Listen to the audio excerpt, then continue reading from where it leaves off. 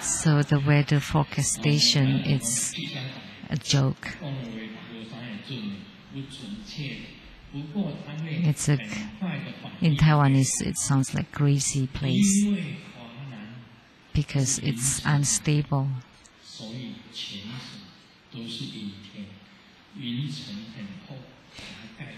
Because there are thick clouds over the island, that's why it's very cloudy, and perhaps there would be rain. But last week they already said that it would have been 30 degrees, and they thought it would be 30 degrees today, so they turned on the air conditioning. Oh, so cold. It's cold. So air conditioning everywhere, it's so cold.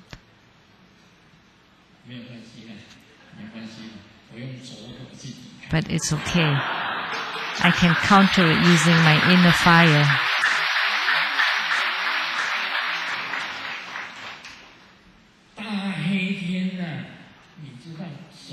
So, do you know what Mahakala is? So that the clear, sunny days can become a dark day. Mahakala in Chinese also means like a big black day. So look, now we have this yogic response, spiritual response.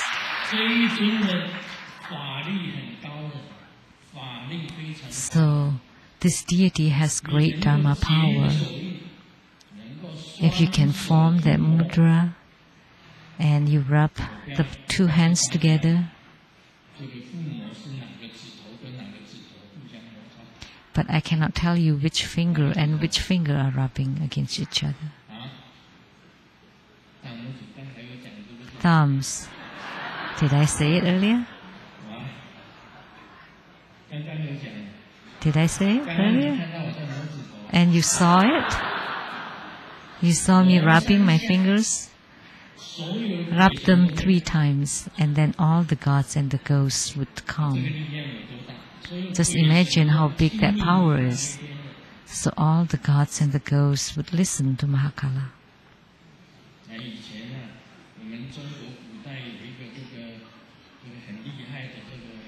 In the ancient China, there's this great person that's called Bao Qingtian. And now we want to formally introduce the great Bao Heitian, the great black day. Bao Qingtian is the great clear day. That's the literal meaning. And Mahakala has the 4 arms, 6 arms, and 8 arms. Oh, 2 arms. Or many arms. And his power, his Dharma power, is boundless. By practicing his Dharma practice, you can become a Dharma protector or a wealth deity, or the kitchen god in restaurants. You can practice it. So once you receive Mahakala empowerment, you can form that mudra.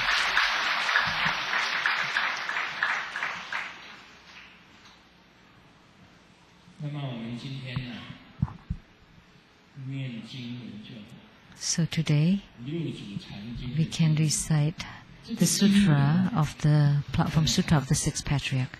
It's very long, but it's very easy to understand.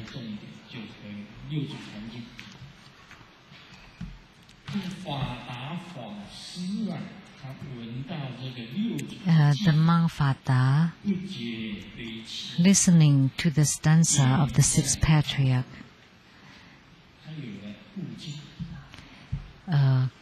got enlightened immediately. And then he told the 6th Patriarch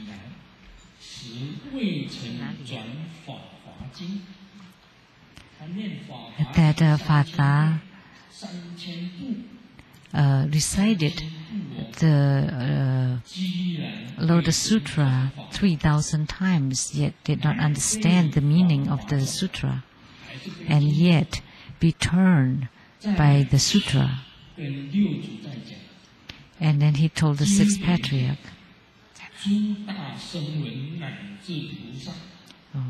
all the solitary hearers and the great bodhisattvas together cannot possibly fathom the wisdom of the Buddha, even when they try. So the solitary hearers are the arhats, and all the bodhisattvas cannot possibly fathom the wisdom of Sakyamuni Buddha. But if an ordinary person can be awakened to his or her own mind, then she or he would have the realization of the Buddhas. But someone without superior root should not doubt or slander. And the sutra also wrote about the three vehicles of sheep, deer, and ox. What are their differences, and what is the white ox cart? Please kindly clarify. The monk asked the sixth patriarch, and the sixth patriarch said, the meaning of the sutra is clear, yet you confuse yourself. The people of the three vehicles cannot fathom the wisdom of the Buddha. The problem is that it is not something that can be thought of. If one utilizes thinking to come to it, the more thinking one does, the further one gets. The Buddha is spoken for the ordinary people and not for the Buddhas themselves. If one does not believe in the Buddha, then withdraw yourself. You don't even know that you're riding the ox cart, yet you're looking for the three vehicles externally.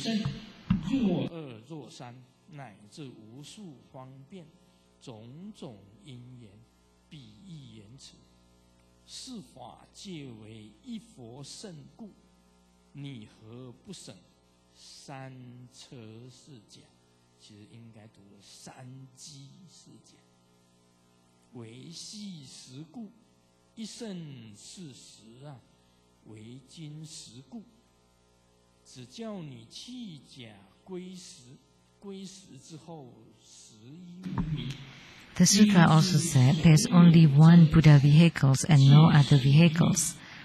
From the two vehicles to the three vehicles, all the way up to the countless skillful means, including many causes and conditions, parables and saying, all of these are the one Buddha vehicle. Why do you not understand this? The three vehicles are false and are for the old days. The one vehicle is true and for the present time. This teaching is to let go what is false and to return to the truth.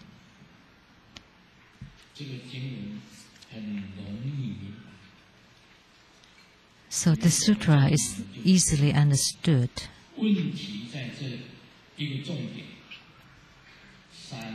And there's one key point is about the three carts or the three vehicles and the three times.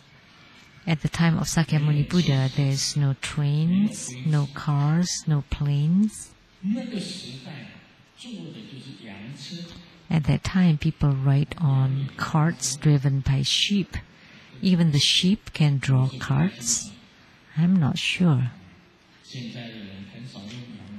These days, people don't use sheep to draw carts or deer carts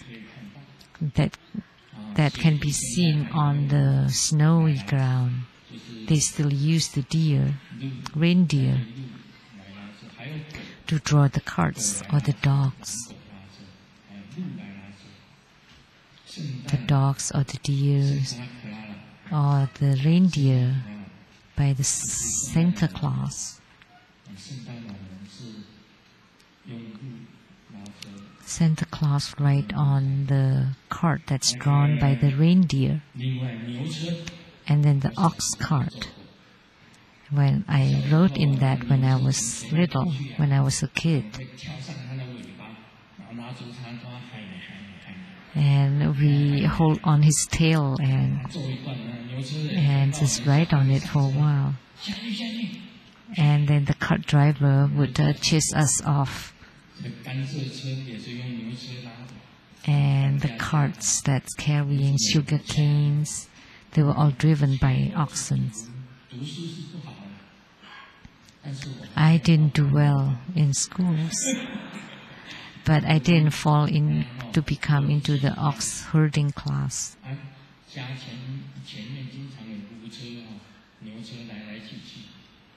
So there were many ox carts passing by, and then when we see one, then we would ride on it.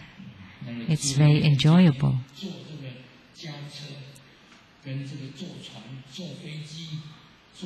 Compared to riding on the trains, planes, cars, or the high-speed rails, they feel different. Because when we ride on the ox cart, we get the sugar cane to eat.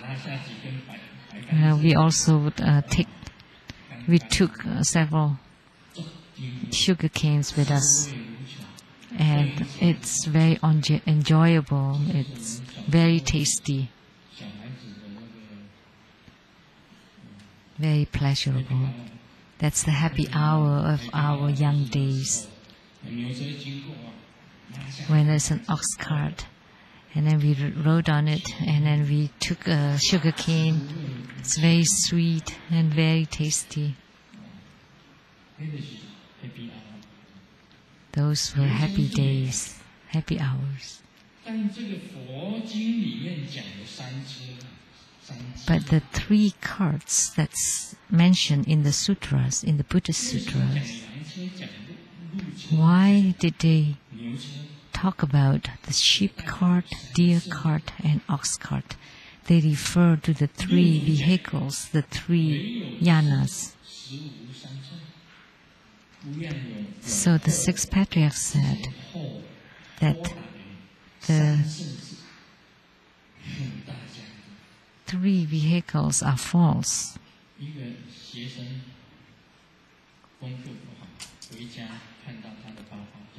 And a student that did not do well in school told his dad, "Sorry, Dad,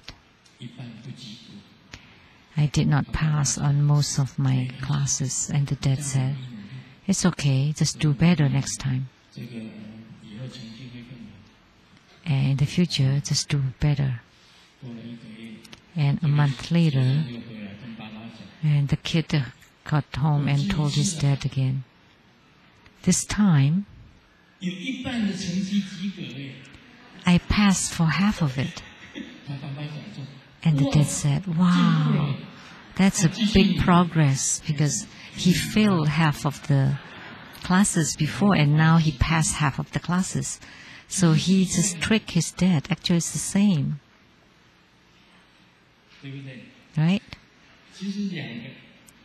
Actually, it's the same. He failed half of the classes and he passed half of the classes. That should be the same. So when he stressed on what he passed, his dad became pleased. When the Buddha talked about the three vehicles, actually, he tricked us. Actually, there's only one vehicle. The sixth patriarch said it here.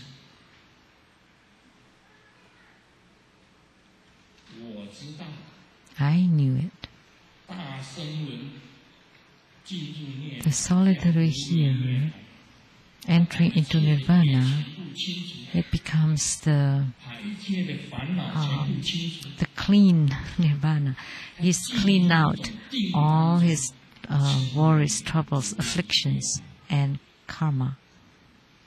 So that's called the complete, or it's like no leftover nirvana. That's the vehicle of the solitary hearer. By clearing all your karma, all your afflictions, and entering into nirvana, it's called the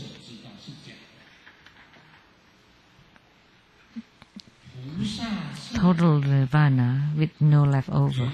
But this kind of nirvana is false. And the Pratyeka Buddha's vehicles also false. So the enlightenment, the awakening that you gain from the 12 causes and conditions, and then the Pratyeka Buddha became very proud and entered into Nirvana. Pratyeka Buddha has this pride, very proud. And yet he also entered into Nirvana. That's the second vehicle. The second vehicle is a small vehicle. So in the eyes of the Buddha, it's also false. The Buddhas only spoke of one vehicle, not 3 vehicles. So only one cart, not 3 carts.